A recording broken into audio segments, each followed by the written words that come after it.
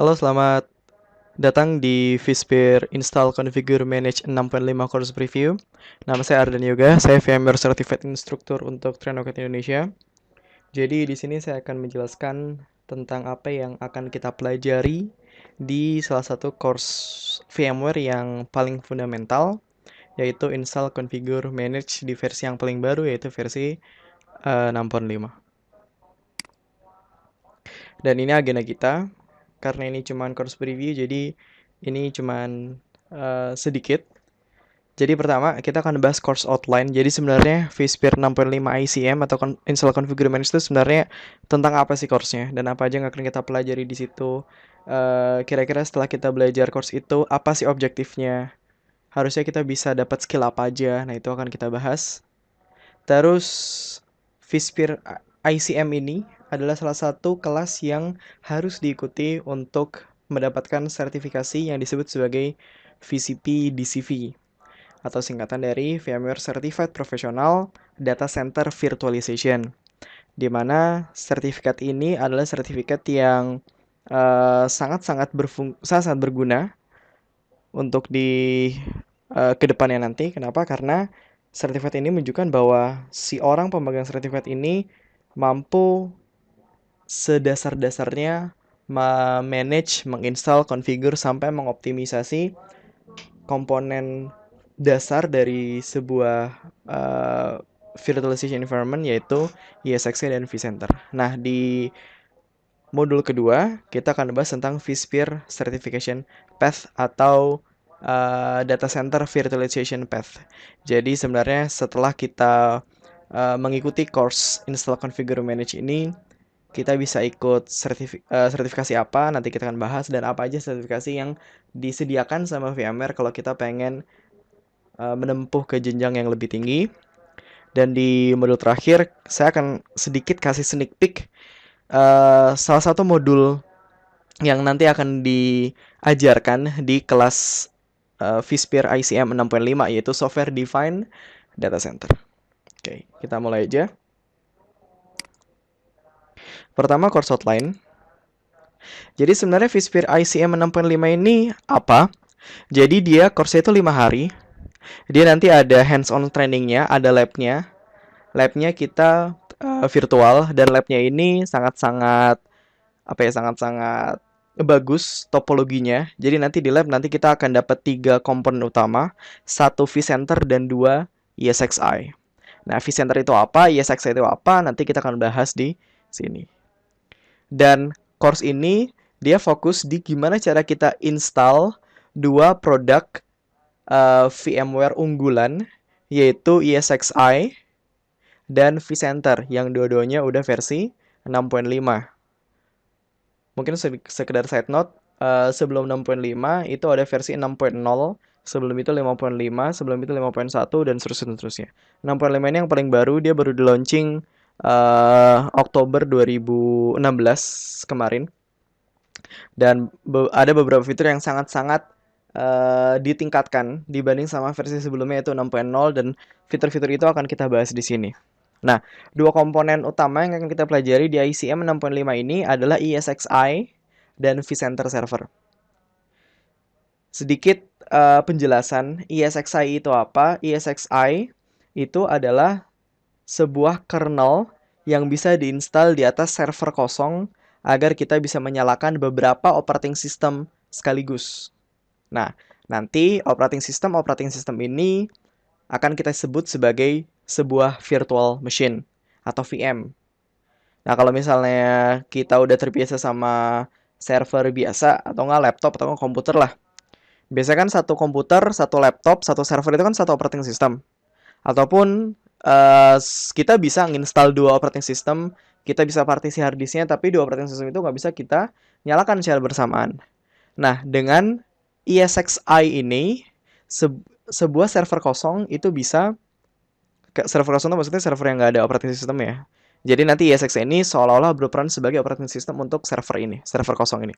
Nah, sebuah server seolah-olah dia bisa menjalankan beberapa operating system sekaligus di dalam satu waktu yang bersamaan, dan proses dari masing-masing operating system ini terisolasi satu sama lain, sehingga di situ kita bisa menekan biaya produksi, kita bisa menekan biaya maintenance, kita bisa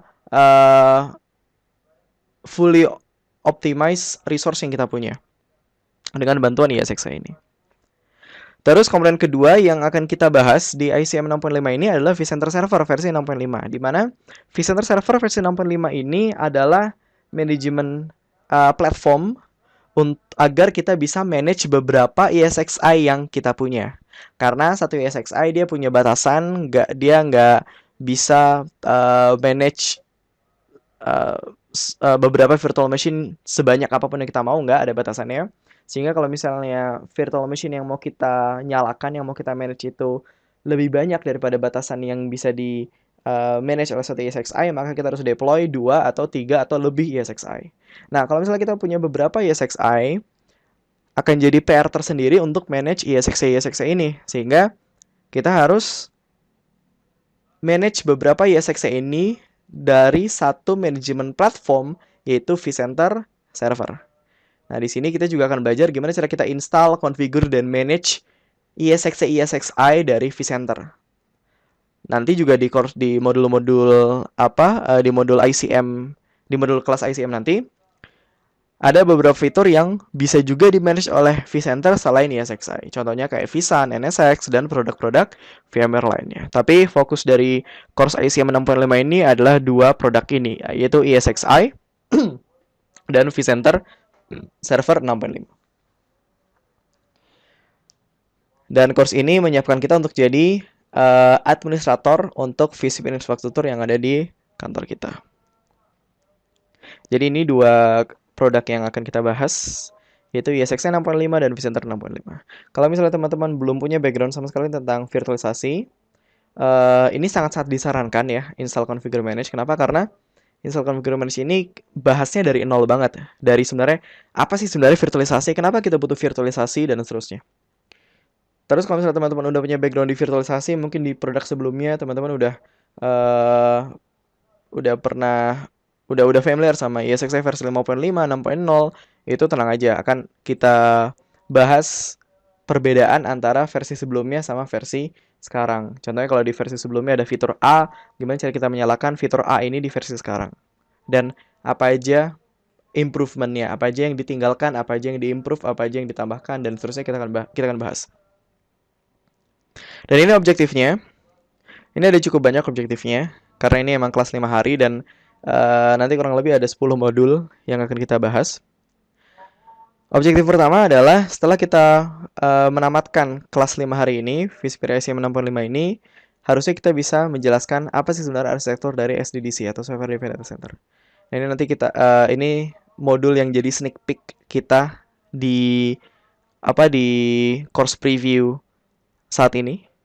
Terus harusnya kita udah tahu gimana cara kita deploy ESXi dan gimana cara kita buat virtual machine, gimana cara kita deploy vCenter Server Appliance dan apa aja arsitekturnya, gimana cara kita backup dan restore vCenter Server kita, dan gimana cara kita optimisasi vCenter kita. Salah satunya adalah gimana dengan mengenable fitur high availability di vCenter yang kita punya. Ini juga fitur paling baru yang ditawarkan sama 6.5. 6.0 nggak bisa sama sekali.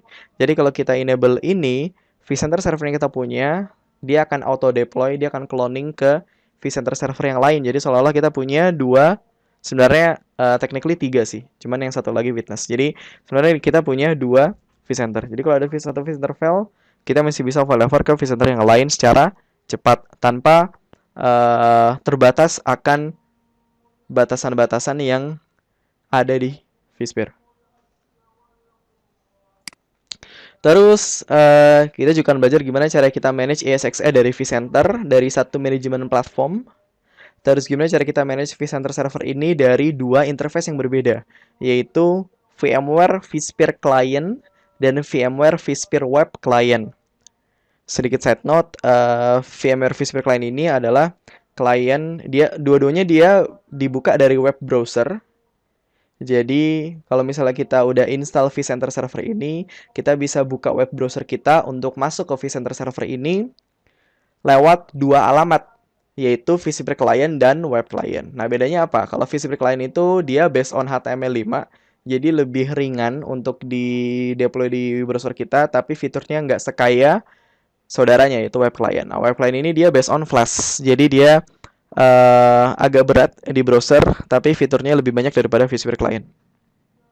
Terus di samping itu, karena basically kita belajar tentang server di sini, sebuah server nggak akan bisa fully optimize kalau kita nggak kasih networking dan storage. Sehingga, dan terlebih lagi karena kita belajar tentang virtual server, kita juga akan belajar tentang virtual networking, dan nanti kita juga akan belajar tentang virtual storage. Jadi, objektif kita selanjutnya adalah seharusnya kita akan bisa mengkonfigur virtual network dengan tipe switch yang disediakan oleh ESXi, yaitu vSphere Standard Switch. Ini adalah virtual switch. Jadi switch ini bukan switch fisik, ini switch virtual. Dia ada di dalam ESXi untuk menghubungkan virtual machine kita yang ada di atasnya.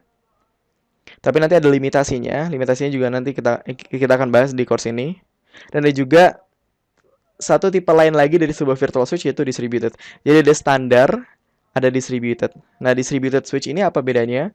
Kalau di standard switch, ini adalah tipe virtual switch yang kita buatnya itu dari satu ESXi. Jadi kalau misalnya konfigurasi switch ini harus kita kasih ke ESXi yang lain, maka kita harus bikin virtual switch terpisah di ESXi yang lain. Nah, kalau distributed switch itu enggak. Kalau distributed switch itu kita bikinnya dari satu vCenter. Ingat, vCenter gunanya untuk manage beberapa ESXi. Sehingga kalau misalnya kita udah bikin satu distributed switch di satu vCenter, konfigurasinya bisa kita push, kita bisa kirim ke beberapa ESXi yang kita kendaki, asal ESXi itu di-manage oleh satu vCenter yang sama.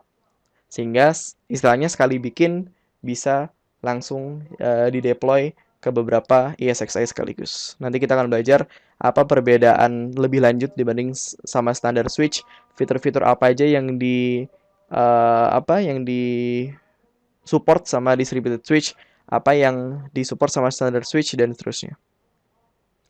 Ini tentang virtual network. Terus kita juga akan bahas tentang virtual storage. Jadi gimana caranya kita kasih storage, gimana cara kita ngasih media penyimpanan ke ESXi agar ESXi ini punya tempat untuk nyimpan virtual machine-nya. Nanti kita akan bahas beberapa tipe data store. Oh ya, tempatnya namanya data store ya. Jadi data store ini adalah logical container yang ada di dalam ESXi atau di luar ESXi tergantung tipenya. Yang akan digunakan untuk jadi tempat menyimpan virtual machine ini. Nah, nanti kita akan bahas tipe data store kita apa aja. Terus kita juga akan bahas gimana cara kita manage virtual machine kita. Nah, salah satu kelebihan virtual machine dibanding sama physical machine, dibanding sama mesin fisik ya, itu adalah virtual machine ini dia sangat-sangat fleksibel. Dia bisa kita cloning, dia bisa kita deploy di ESXi yang lain, bisa kita backup, bisa kita restore, bisa kita snapshot. Snapshot itu jadi seolah-olah kita bisa backup virtual machine kita. Dan proses-proses ini sangat gampang untuk dilakukan. Ada menu-menu di GUI-nya, graphic user interface-nya.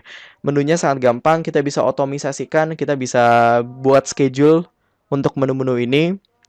Dan di sini kita akan belajar gimana cara kita manage virtual machine, cloning virtual machine, deploy virtual machine dari sebuah template yang kita punya, gimana cara kita buat snapshot dari sebuah virtual machine. Terus kita juga akan belajar gimana cara kita buat VApp. Jadi VApp ini apa? VApp ini adalah container dari beberapa virtual machine. Jadi ini salah satu lagi contoh fleksibilitas dari sebuah virtual machine. Contoh, saya punya 3 virtual machine DNS server, virtual machine web server, sama virtual machine database server. Dan ketiga virtual machine ini harus saya deploy di server lain, di ESXi lain. Nah, kalau misalnya di cara konvensional, di cara tradisionalnya, tiga virtual machine ini harus saya migrate satu-satu, harus saya pindahkan satu-satu. Tapi dengan adanya VApp, nggak lagi. Dengan adanya VApp, 3 virtual machine ini bisa saya taruh di dalam satu VApp yang sama. Terus VApp-nya ini yang saya pindahkan. Jadi sangat-sangat memudahkan kita untuk memanage virtual machine kita.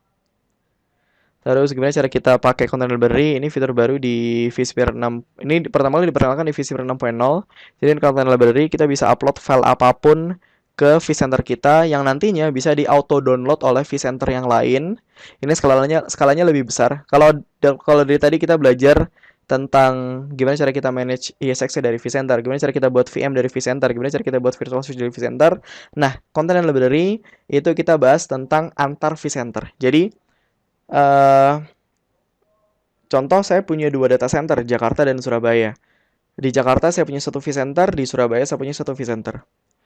Saya pengen upload sebuah file di mana file ini harus langsung di auto download oleh data center yang ada di Surabaya. Nah, sangat memudahkan saya mengaccomplish hal ini, mencapai hal ini kalau saya pakai content library. Jadi kalau saya pakai content library atau singkatnya CL ya. Kalau saya pakai CL, saya tinggal taruh CL di satu vCenter di Jakarta, terus saya taruh satu CL di Surabaya. Terus yang saya lakukan adalah saya bikin CL di Surabaya, auto download ke CL yang ada di Jakarta. Nah, terus saya upload file yang mau saya kasih ke Surabaya ke CL yang ada di Jakarta. Sehingga di Surabaya langsung download. Sehingga vCenter dari Jakarta dan Surabaya itu konsisten dia, konten-kontennya. Terus objektif selanjutnya adalah gimana cara kita melakukan vMotion. Jadi vMotion ini dia trademarknya si VMware. Jadi gimana cara kita migrate virtual machine kita dari satu ESX ke ESX lain tanpa harus kita matikan virtual machine-nya. Ini sangat-sangat berguna untuk kelangsungan virtual machine kita kalau misalnya kita pengen upgrade ESX kita atau nggak kita pengen maintenance server fisik tempat ESX kita berada, itu sangat-sangat berguna. Terus ada beberapa tipe vMotion, ada vMotion doang, pindah ESXi, sama ada storage vMotion ini untuk pindah data store. Terus ada juga resource pool. Jadi salah satu lagi fleksibilitas virtual machine adalah kita bisa limit resource yang akan dipakai atau akan diminta oleh sebuah virtual machine. Kita bisa limit per satu virtual machine atau kita bisa limit beberapa virtual machine sekaligus pakai satu fitur yang disebut sebagai resource pool. Jadi saya punya beberapa virtual machine, saya masukin ke dalam satu resource pool yang sama. Nah, yang saya limit itu si resource pool-nya. Terus gimana cara kita manage vSphere HA dan fault tolerance. Jadi dengan HA ini, kalau saya punya 2 ESXi contohnya, saya punya satu VM saya ada di ESXi-A. Kalau ESXi-A fail, maka VM saya bisa di auto restart di ESXi kedua, itu HA. Nah, kalau FT, fault tolerance, saya punya VM A di ESXi-A, VM saya akan terus-menerus mereplikasi dirinya ke VM lain yang ada di ESXi-B. Jadi begitu ESXi-A fail, saya bisa langsung pindah ke ESXi-B untuk mengoperasikan VM saya. Dan itu nggak ada downtime. Itu bedanya sama HA. Nah, kita juga akan bahas ini. Sama itu juga akan bahas gimana cara kita replikasi dari satu ESXi ke ESXi lain. Dan gimana cara kita backup VM kita dari satu ESXi ke data store lain atau ke tape.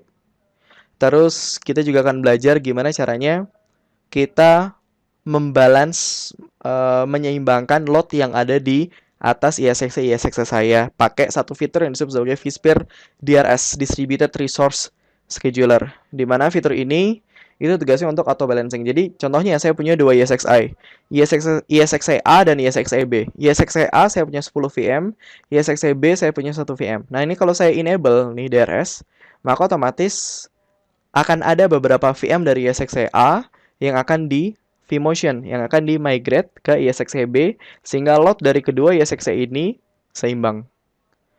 Dan itu dilakukan secara otomatis. Nah, ini juga berguna banget. Sama gimana cara kita juga akan belajar gimana cara kita upgrade ESXi kita atau virtual appliance kita atau virtual machine kita atau VMware tools kita pakai satu tools yang disebut sebagai vSUM. Nah, di sini kalau kita lihat lagi, dan juga kita juga akan bahas gimana cara kita troubleshooting ESXi kita, VM dan vCenter. Di sini kalau kita lihat lagi, objektif ini sangat-sangat banyak. Jadi selama 5 hari ini kita akan banyak belajar tentang apa aja yang bisa kita lakukan ke ESXi atau ke vCenter kita untuk mengoptimisasikan fitur-fitur yang mereka sediakan. Jadi ini sangat-sangat berguna banget untuk teman-teman yang mau belajar lebih lanjut tentang virtualisasi, khususnya virtualisasi yang disediakan oleh VMware. Dan ini outline kita. Kita ada 10 modul nanti kalau kita ikut kelas ICM. Sebenarnya 11, tapi modul pertama itu cuman course introduction, ini bukan materi sebenarnya. Kita ada 10 modul. Modul pertama buat SDDC, Software Defined Data Center. Terus modul kedua tentang Virtual Machine, vCenter, Virtual Network, Storage, Management, Resource Monitoring, HAFT, VDP, DRS, dan Visum. Ini semua akan kita bahas satu-satu. Dan pembahasannya pun akan sangat-sangat dalam. Dan nanti juga akan saya sertakan beberapa pembahasan yang nggak dibahas juga di buku. Dan saya akan juga jelaskan beberapa pembahasan yang nggak dibahas juga di slide. Jadi nanti kita akan bahas cukup dalam ini semua. Jadi ini baru satu. Jadi udah ada gambaran ya tentang apa aja yang akan kita pelajari di ICM 6.5. Nah, terus kita masuk ke vSphere Certification. Nah, sebenarnya kalau kita lihat di satu website yaitu vmware.com/certification. Tapi ini saya coba akses websitenya.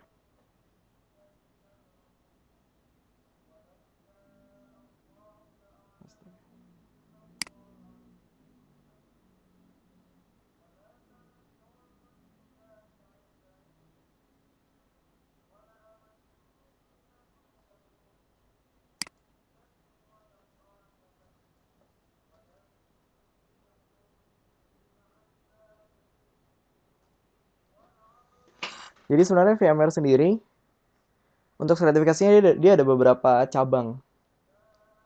Ada yang namanya Data Center Virtualization, ada yang namanya Network Virtualization, ada yang namanya Cloud Management and Automation, ada yang namanya Desktop and Mobility. Nah, ini ada 4 cabang utama. Data Center Virtualization, Network Virtualization, CMA, dan DM. Nah, vSphere ICM ini itu ada di satu cabang yang disebut sebagai Data Center Virtualization. Nah, di cabangnya ini. Di cabang ini pun ada beberapa sertifikasi. Paling atas ada VCA, VMware Certified Associate. Tapi ini bukan prerequisite untuk ngambil VCP. Habis itu jelas kita ada VCP, ini yang sangat-sangat direkomendasikan. Masih ada VCP versi sebelumnya 6, tapi sekarang ini versi yang paling baru 6.5. Dan kita juga yang kan kita belajar itu versi 6.5. Terus kalau kita pengen belajar lebih lanjut ada VCAP Design, ada VCAP Deploy. Terus kalau kita udah lulus dua-duanya, kita akan dapat gelar namanya VCDX. Habis itu kalau kita mau lebih lanjut lagi, kita bisa enroll untuk sidang VCIX. Nah, yang kita pelajari sekarang ini adalah VCP 6.5 DCV. Di mana untuk meraih sertifikasi VCP 6.5 DCV, jadi VCP 6.5 DCV ini sekarang dari VMware Certified Professional versi 6.5 di bidang data center virtualization. Nah, di sini dia ada 2 path. Path pertama, kalau kita benar-benar baru di VMware virtualization, pertama kita sebenarnya kita harus ini gain experience with minimum 6 month. Cuman ini nggak ada hitam di atas putihnya. Yang benar-benar harus kita lakukan itu kita harus attend salah satu dari beberapa training ini. Salah satunya adalah ICM. Nah, nih. Salah satunya ICM yang sekarang kita lagi bahas. Terus ada Optimization and Scale, ada ICM plus Optimization and Scale Fast Track, ada Skill for Public Sector Customer, ada Fast Track, sama ada Troubleshooting Workshop.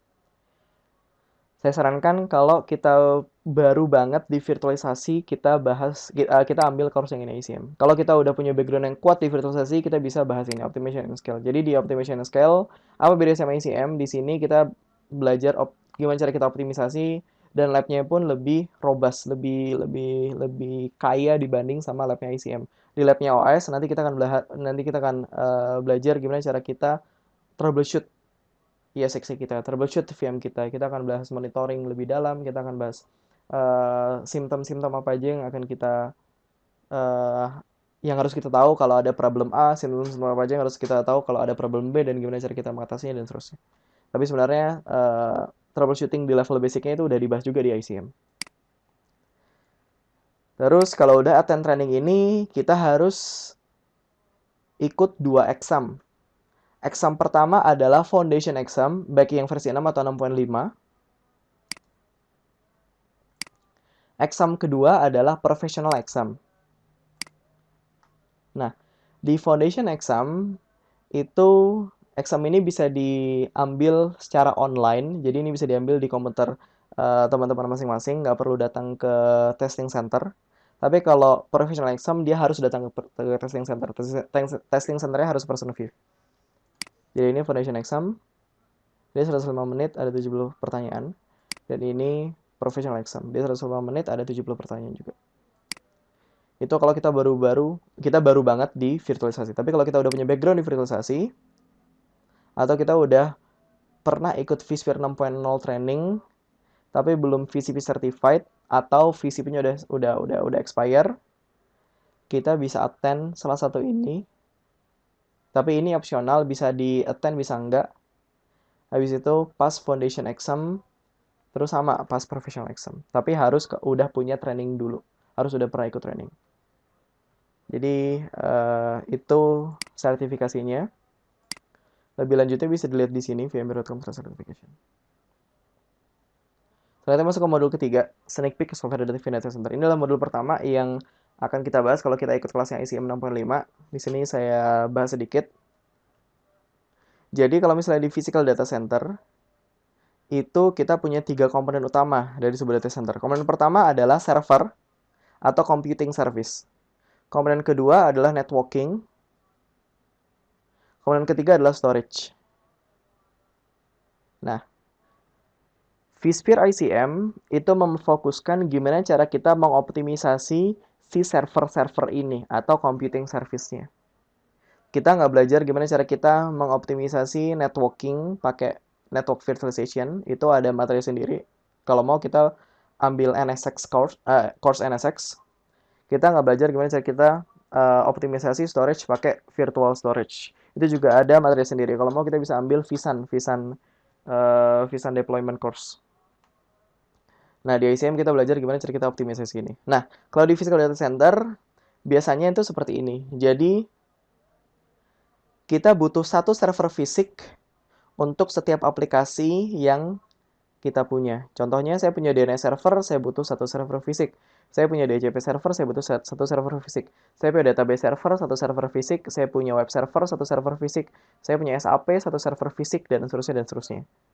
Sehingga contoh kalau saya punya 6 aplikasi, maka saya butuh 6 server fisik. Karena saya butuh 6 server fisik, maka ada beberapa biaya yang harus saya keluarkan. Pertama, saya harus keluarkan space-nya. Contohnya kalau satu server ini dia 1 U, maka saya butuh 6, saya butuh 6 U. Terus kelistrikannya. Saya harus sediakan stop kontak untuk masing-masing server-server ini. Terus fan-nya, AC-nya, kita juga harus sediakan. Sehingga cost-nya bertambah. Terus selain cost-nya bertambah, waktu yang dibutuhkan untuk mounting setiap server-server ini itu cukup lama. Contohnya kalau satu server kita butuh waktu 30 menit atau 45 menit atau 1 jam, maka saya punya 6 server, saya harus mounting 6 jam. Jadi cukup lama. Terus saya nggak bisa consolidate resource-nya. Contoh, kalau misalnya di server ini, server 1, CPU-nya udah 90%, tapi di server 2, CPU-nya masih 5%, saya nggak bisa ngasih resource dari server 2 ke server 1. Kenapa? Karena CPU masing-masing server ini dedicated hanya untuk OS yang ada di atas server ini. Tapi semua ini bisa kita atasi dengan adanya virtualisasi. Jadi dengan adanya virtualisasi, di atas satu server fisik saya bisa install satu ESXi, terus di atas satu ESXi ini server fisik ini saya rubah bentuknya ke dalam sebuah virtual machine. Jadi sekarang alih-alih saya punya beberapa server fisik, saya nantinya akan punya beberapa virtual machine di atas satu hypervisor atau satu ESXi. Sehingga biayanya menurun, kita bisa konsolidasi, dan waktu untuk mounting server-server virtual ini jauh lebih cepat daripada waktu untuk mounting server fisik ini. Jadi inilah pendekatan pertama dalam sebuah software defined data center. Tapi kalau di software defined data center, kita nggak cuma memvirtualisasikan server fisik ini doang dengan adanya virtual machine. Tapi kita juga harus bisa memvirtualisasikan network fisik dan gimana cara kita memvirtualisasikan storage fisik. Network fisik kita bisa virtualisasikan pakai NSX, network fisik kita bisa virtualisasikan pakai vSAN. Itu nanti kita bahas di materi ICM sebenarnya. Jadi ini akhir dari course preview ICM. Kalau butuh informasi lebih lanjut, teman-teman bisa masuk ke websitenya ini www.trenacode.com atau drop email ke indonesia@trenacode.com atau drop email langsung ke saya arden.yoga@trenacode.com. Terima kasih atas waktunya. Semoga informasi ini bermanfaat.